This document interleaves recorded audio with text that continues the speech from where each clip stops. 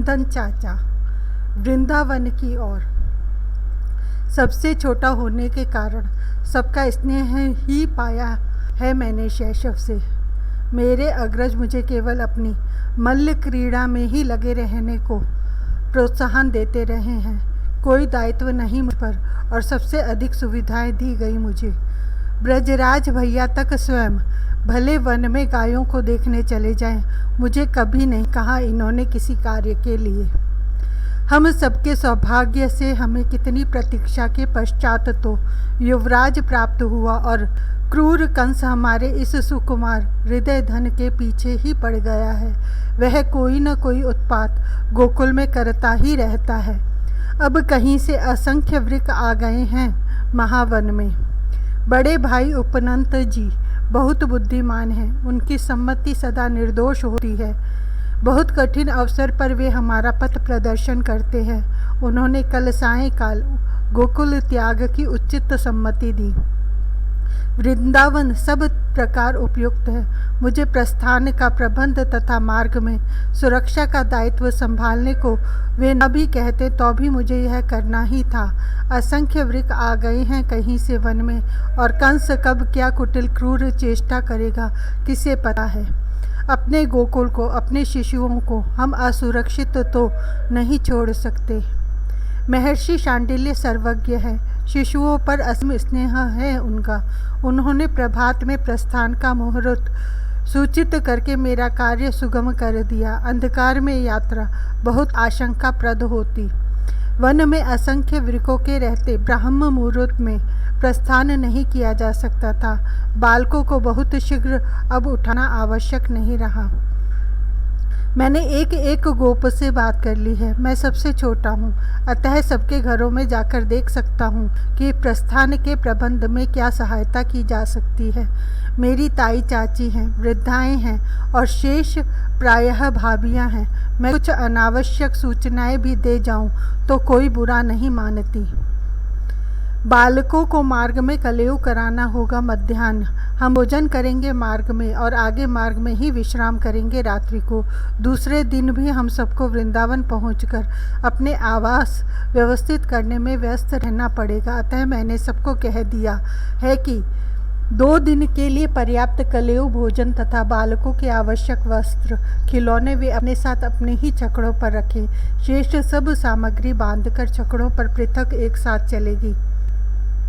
प्रातः हम सब यहीं गोदोहन करेंगे। मेरी अपनी दुर्बलता है। मुझे लगता है कि हमारे यहाँ स्त्री पुरुष सबकी ही यह दुर्बलता है कि शाम को देखे बिना रहा नहीं जाता। रात्रि में देर तक, जब तक कन्हाई भवन में जाकर सो न जाए, सब ब्रजराज के यहाँ बैठे रहते हैं और प्रातः उठते ही किसी प्रकार गोदोहन करके वहाँ पहुँचने की पड़ती है। गोचारण गृह कृत्य करने ही पड़ते हैं, किंतु बड़े कष्टकर हो गए हैं ये कृत्य। कृष्ण पता नहीं कैसे पहुंच जाता है गोष्ठों में, गृहों में। वह ना पहुंचे तो मैं तो यह कुछ कर ना पाऊँ। वह मेरे व्यायाम को देखकर हंसता है, कूदता है, खिलकता है, कुछ पूछता है। इसी से तो व्यायाम नियमित बना रहता है। प्रातः प्रस्थान की प्रस्तुति में गया तो मैं गोकुल के सभी गृहों में, किंतु रानी भाभी ने हंसकर ठीक ही व्यंग किया कि मैं प्रायः रात्रि भर घूम फिरकर उनके ही प्रांगण में बना रहा। पहली बार शयन करते नीलमणि को समीप से देखने की सुविधा प्राप्त हुई थी। उस पर दृष्टि जाने पर पद कहीं जाने को उठ पाते हैं। राम श्याम दोनों एक ही शैया पर सटकर सो रहे थे। राम निद्रा में भी अनुज पर दक्षिण कर रख जैसे उसे संभाले था और कन्हाई तो बड़े भाई से लिपटा ही था। रानी रोहिणी भाभी को तनिक भी अवकाश नहीं था। उन्हें प्रस्थान के समय क्या सामग्री कहाँ किस छकड़े पर रहेगी यह सब संभालना था। ब्रजेश्वरी भाभी सदा से सीधी हैं और जब से श्याम उनके अंक में आया है, इस चंचल ने उन्हें और पगली बना दिया है। केवल कन्हाई ही कहाँ है हम सबके, सब भी बालक तो इन्हीं को घेरे रहते हैं। सबके अभियोग सुनने हैं इन्हीं को, सबको जो कुछ चाहिए इन्हीं से लेना है और सबकी सुधि भी इन्हीं को रखनी है। कल कब कन्हई को क्या चाहिए, इतनी ही बात होती तो कोई कठिनाई नहीं थी, किंतु क्या सर्वज्ञ सृष्टिकर्ता भी सोच सकता है कि ये शिशु मार्ग में क्या मांग बैठेंगे। सब चाहे जब अपने छकड़ों से कूदकर भाभी के छकड़े पर उनके अंक में आ बैठेंगे, और बालक तो समझ नहीं सकता कि उसकी बात उसी समय क्यों पूरी नहीं की जा सकती। ये खिलौने, ये वस्त्र, यह कलेव की विविध सामग्री, ब्रजेश्वरी भाभी हैं यह सब समाज सजाने संभालने को। अतः मेरी गृहिणी ही नहीं, सब गोपियां निश्चिंत हो गई हैं। मैं जिस किसी के घर में गया, पुरुषों के लिए पर्याप्त भोजन सामग्री बनाई है। सबने अपने गृहोपस्कर संभाल कर छकड़ों पर लाद दिए हैं, किंतु सब अपने शिशुओं की ओर से निश्चिंत है। मेरी पत्नी के समान ही सब हंसकर कह देती हैं, उसे जीजी संभाल लेंगी, वह कहाँ श्याम को छोड़कर मेरे समीप रहने या कलेऊ करने लगा है। ये व्रजेश्वरी भाभी हैं कि इन्हें अपनी भी सुधि नहीं है। मैंने पूछा था, भाभी मुझे आप मार्ग में कलेऊ करा दोगी? हंसकर उत्तर दिया, भैया तुम रोहिणी जीजी से यह सब पूछ लो, उन्होंने तुम्हारे भैया की, अतुला की और मेरी भी व्यवस्था की होगी। मैं तो तुम्हारे नीलमणि, रामभद्र, तोक, विशाल आदि की व्यवस्था ही बना नहीं पा रही हूँ। मुझे तनिक सहायता करो, यह बताओ कि ये बालक कब क्या मांगने लगेंगे। मैंने हाथ जोड़ा। हम पुरुष क्या जाने बालकों को पालना, मैं उनकी आवश्यकता का अनुमान कैसे कर सकता हूँ। स्वयं मेरी आवश्यकता का पता भी मेरी पत्नी से अधिक इन भाभी को रहता है। ये खिलौने की राशियाँ, वस्त्र, बहुत अधिक खाद्य सामग्री अपने ही छकड़े में सेवकों को रखने को दे रही हैं। स्वयं जाकर सामग्रियों को इधर उधर सजाते हैं कि आवश्यकता होने पर तत्काल उन्हें पाया जा सके। देवर, मेरा छकड़ा ब्रजेश्वरी के छकड़े के समीप ही रखना। सबकी आज एक ही मांग है, किंतु मैं जानता हूँ कि कोई मुझसे असंतुष्ट नहीं होगी, क्योंकि सबकी उससे पहले मांग है कन्हई की सुरक्षा का पूरा ध्यान रखना। मल्लदेवर, कंस के मायावी राक्षस भेड़ियों से भी अधिक भयंकर सुने जाते हैं। रक्षा का दायित्व मुझ पर है और मैं आश्वस्त हूँ। मेरे सब साथी तरुण गोप शस्त्र सज्ज साथ रहेंगे। कल परसों मार्ग में कोई आने का साहस कर देखे, उसमें शक्ति हो तो। मैंने सबको निश्चिंत कर दिया है। भेड़िए तो देखने को भी नहीं मिलेंगे, क्योंकि ये यूथबद्ध विचरण करने वाले पशु हम मानवों के कोलाहल मात्र से दूर भागते हैं। गायें आगे चलेंगी। बड़े भाई उपनंद जी की यह बात मर्यादा की थी, अतः मैंने मस्तक झुकाकर मान ली, किंतु मैं जानता था कि ऐसा करना कभी संभव नहीं होगा। कन्हई अपने छकड़े पर होगा तो कोई गाय या बछड़ी आगे बढ़ेगी ही नहीं। हम गोप हैं, गायें हमारी देवता, हमारी पूज्य, सदा हमसे आगे, किंतु वे शाम खेलता मिल जाता है प्रातः या सायं तो उसे घेर कर खड़ी हो जाती हैं। सायं उसे गोष्ठ में ले जाना पड़ता है, तब वे गोष्ठ में जाती हैं। प्रतिदिन भाभी से प्रार्थना करनी पड़ती है मुझे कि गायों के वन में चले जाने पर गृह से नीलमणि को निकलने दे। अब यात्रा में गायों को गोप कोई भी प्रयत्न करके आगे ले कैसे जा सकते हैं। प्रभात में ही संध्या तर्पण समाप्त करके महर्षि शांडिल्य ऋषियों मुनियों के साथ अपनी अग्नियां लिए हमारे वृषभ रथों पर आ विराजे। आज मधुमंगल ने मेरी मनुहार ढेर से मोदक लेकर मान ली। वह भगवती पूर्णमासी के साथ बैठ गया छकड़े पर और मुनि मंडली के साथ आगे रहना उससे योग्य लगा। मैंने कहा था, हम सब कलेव भोजन विप्र वर्ग को करा के ही करेंगे, तुम आगे चलोगे तो यह सत्कार सुलभ होगा। चाचा, तुमको शुदा सताए तो मेरे समीप आ जाना। यह चपल आज उदार बन गया है, मैं अपना प्रसाद मोदक दूंगा तुम्हें। किसी प्रकार यह आगे तो रहे। यह कोई चपलता करता छकड़े से उतरेगा तो सब उतरने को मचलने लगेंगे, श्याम मानेगा ही नहीं। सब और शंखनाद करके श्रृंगों की तुमुल ध्वनि के मध्य मुनि मंडली से भी आगे हमने गायों को हाँक दिया, किंतु बात मेरी ही सत्य निकली। सब गायें, वृषभ, बछड़े, बछड़ियां तक पीछे भाग निकली। सद्य प्रसूता गौओं ने भी अपने बछड़े उठाए गोपों का साथ छोड़ दिया। सब हुंकार करती भागे पीछे। इन्हें गोप कैसे रोक सकते थे। श्याम सकट पर अग्रज के साथ न आ बैठा होता तो कदाचित सब नंद भवन में भीतर ही प्रविष्ट हो जाती। राम श्याम अपनी माताओं के साथ शकट पर साथ बैठे हैं, साथ चले रहे हैं, यह देखे बिना हमारे ये पशु यहाँ से आगे नहीं बढ़ाए जा सकते थे। मेरा अपना बनाया व्यूह नष्ट हो गया, किंतु मुझे इससे प्रसन्नता हुई। हमारा श्याम अब सबसे अधिक सुरक्षित हो गया। मैंने ब्रजेश्वरी भाभी के साथ ही रानी भाभी को एक ही छकड़े पर रहने की प्रार्थना की थी। राम श्याम साथ रहेंगे उनके पास तो इन दोनों को वे नीचे नहीं उतरने देगी। इनके सखा अपनी माताओं के साथ छकड़ों पर इनके आगे पीछे पार्श्वों में समीप हैं ही, केवल भद्र है आगे, किंतु वह व्रजराज भैया के अंक से नहीं उतरेगा। गोपियों के छकड़ों को घेर कर आगे पीछे दूर तक वृद्धों के शकट और फिर सामग्रियों से लदे विशाल शकट। इस पंक्ति के दोनों ओर तथा पीछे भी शस्त्र सज्ज मेरे तरुण साथी। हमारे गोधन ने मेरे व्यूह में प्रवेश करके हम सबको विवश कर दिया है कि हम बालकों की रक्षा का दायित्व गायों पर छोड़कर और पीछे हट जाएं और केवल सामग्री की सुरक्षा देखें। इन गायों की सुरक्षा तो हमारे स्वभाव में है और इन लक्ष्य गायों की, वृषभों की हुंकार करती दृष्टि जहाँ लगी है, पूरे ब्रज के उस सर्वस्व तक पहुंचना अब किसी वन पशु अथवा राक्षस के लिए संभव नहीं है। मुझे सुरक्षा की सावधानी मिली है। आज मैंने उसे बड़वा को वाहन बनाया है जिस पर मथुरा से रानी भाभी गोकुल पधारी थी। कितनी सधी गति है इसकी और कितनी समझदार है यह अश्वनी।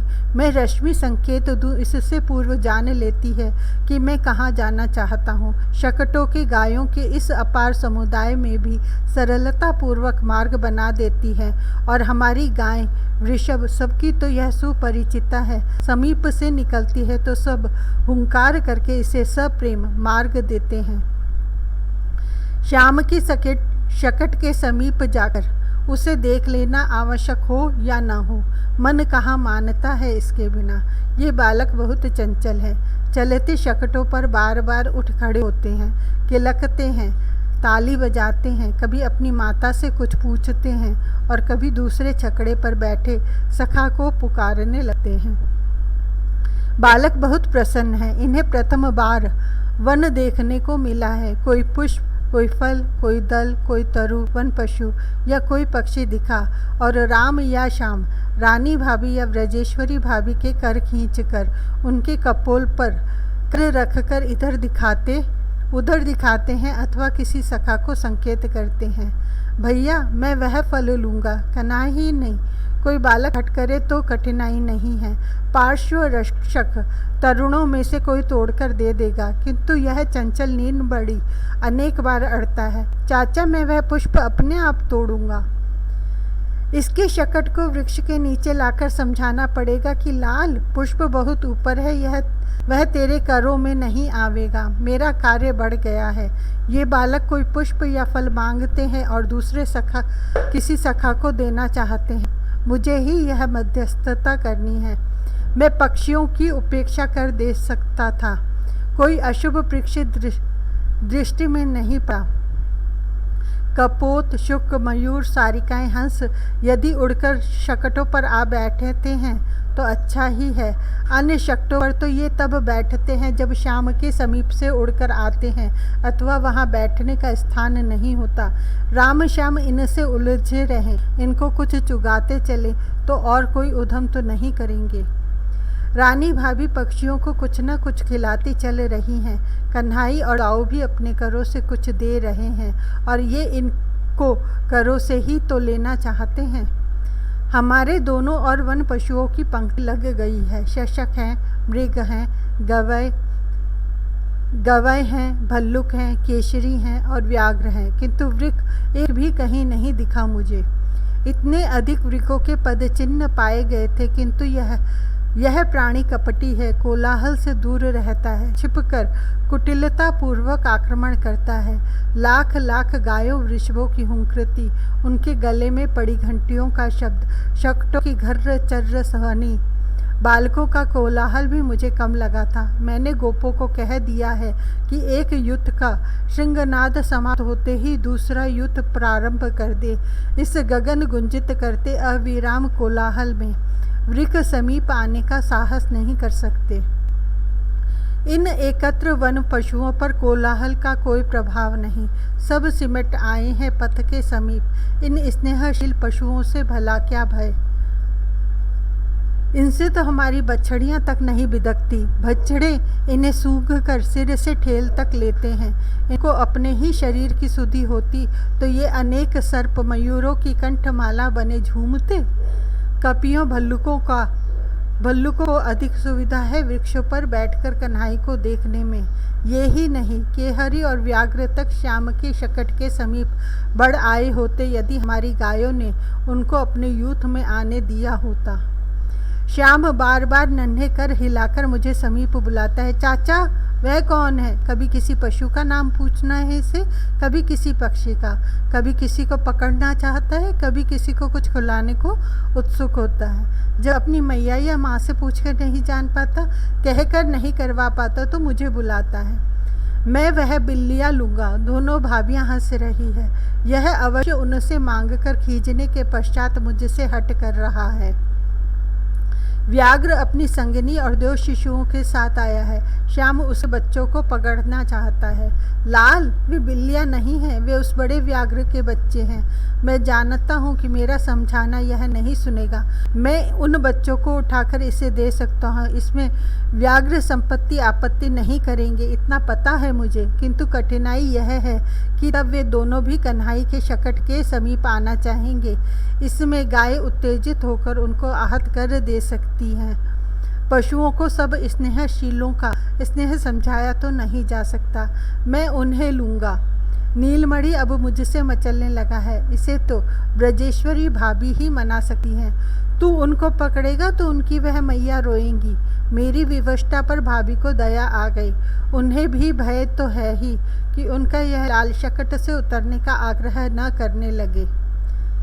कोई रोए दुखी हो, यह हमारा युवराज नहीं सह पाता। यहीं से हाथ हिलाकर व्याघ्र दंपत्ति को यह आश्वासन देने लगा है कि उनके बच्चों को नहीं पकड़ेगा।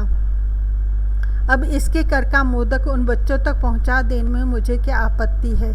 कलेव तो बालकों को चलते शकटों पर ही कराना था, किंतु सभी आज भूख प्यास भूल गए हैं। प्रथम बार कानन देखा है इन्होंने। नवीन वृक्ष, लताएं, फल, पुष्प, किसले, पशु, पक्षी इतने आकर्षण हैं इनके लिए कि भाभी ने जब कुछ राम या श्याम को खिलाना चाहा, वह किसी पशु या पक्षी का भाग बन गया।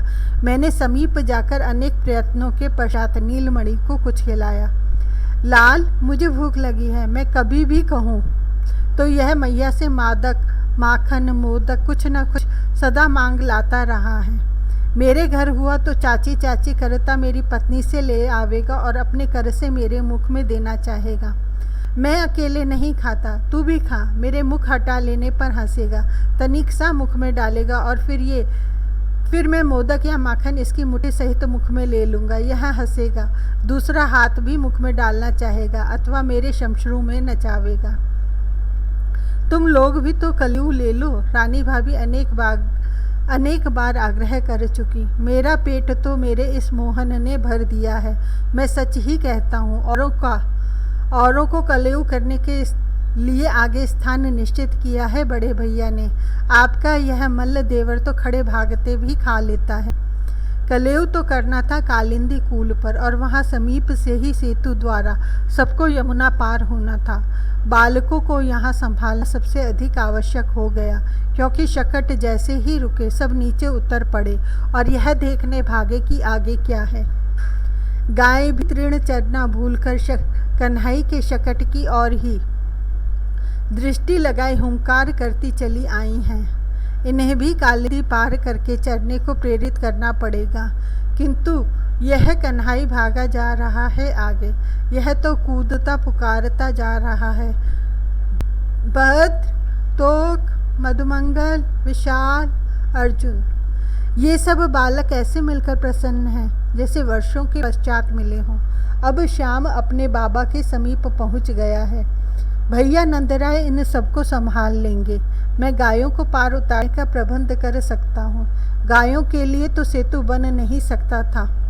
यह नौकाओं का सेतु शकटों को हम सबको पार पहुँचने का साधन है। गाय तो तैरकर ही पार होंगी।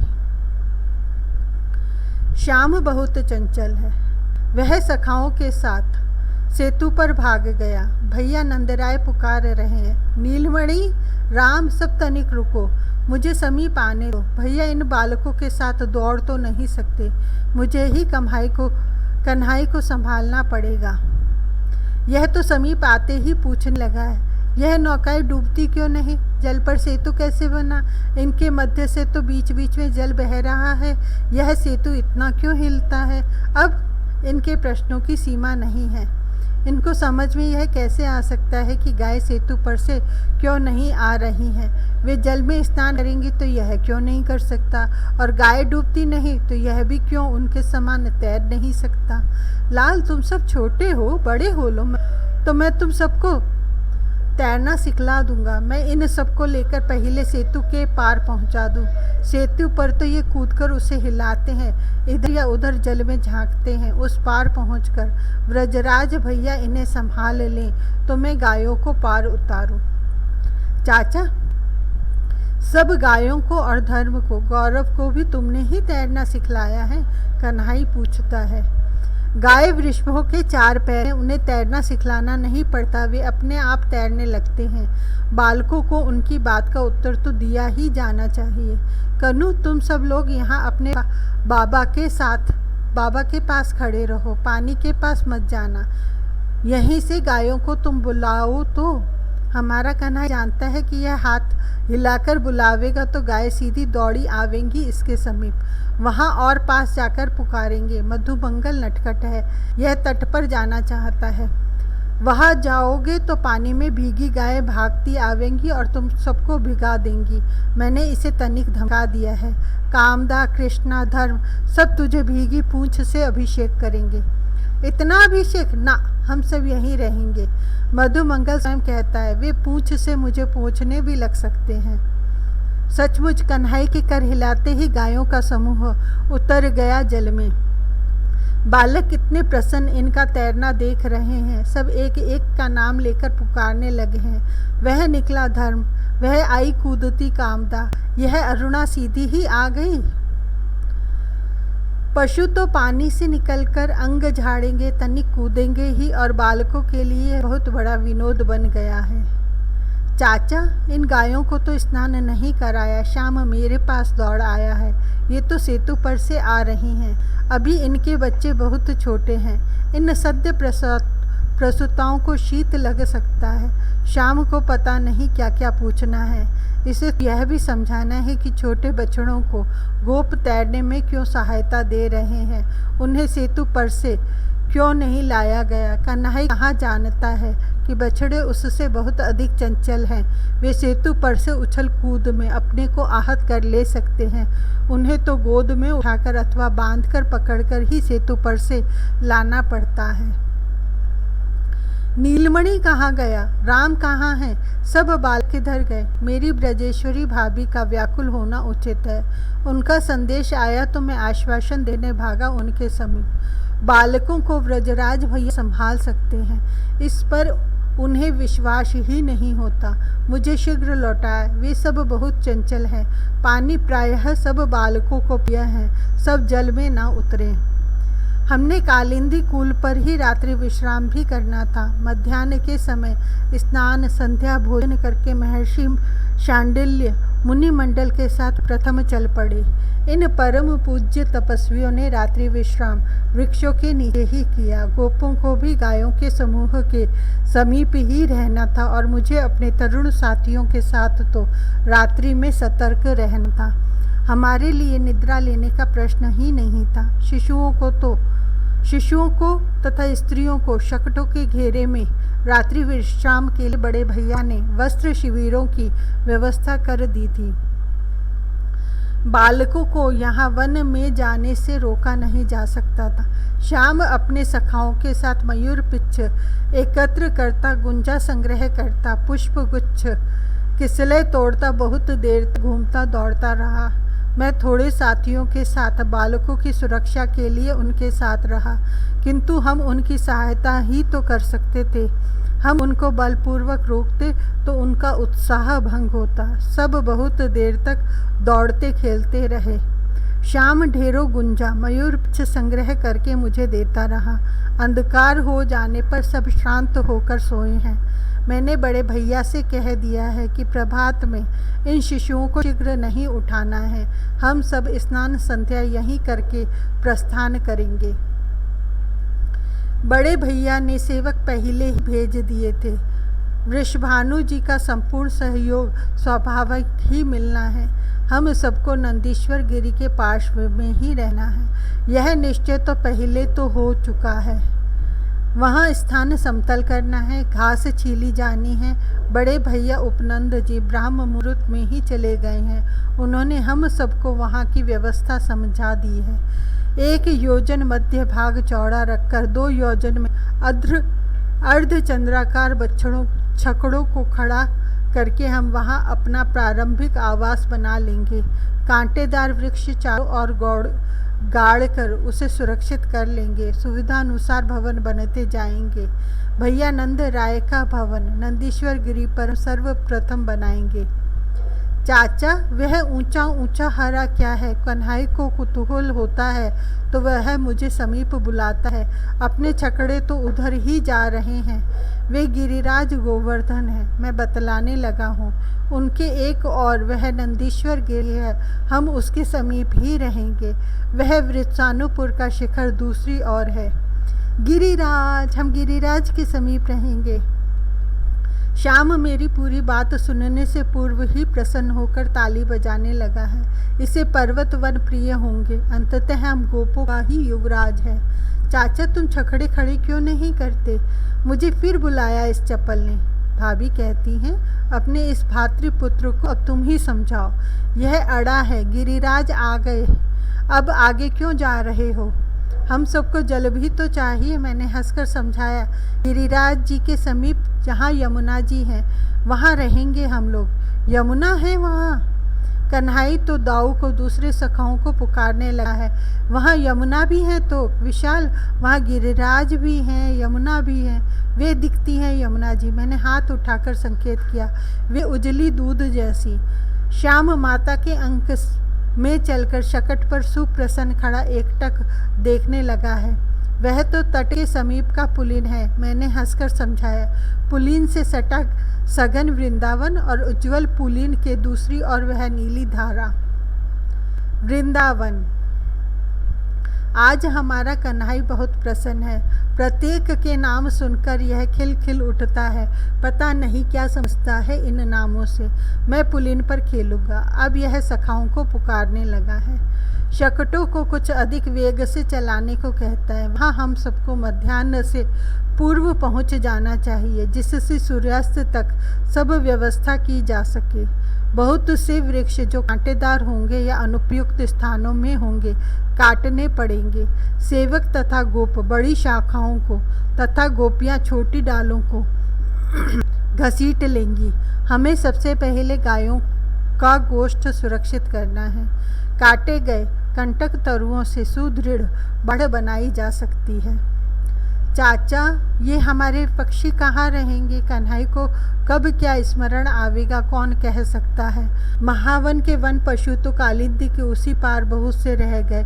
जो आए हैं वे वन में रह लेंगे, किंतु सब पक्षी तो आवास के बिना रह नहीं सकते। हम समीप के वृक्षों पर इनके लिए घट तथा दूसरे कृत्रिम घोंसले टांग देंगे। मेरी बात मोहन मान गया है।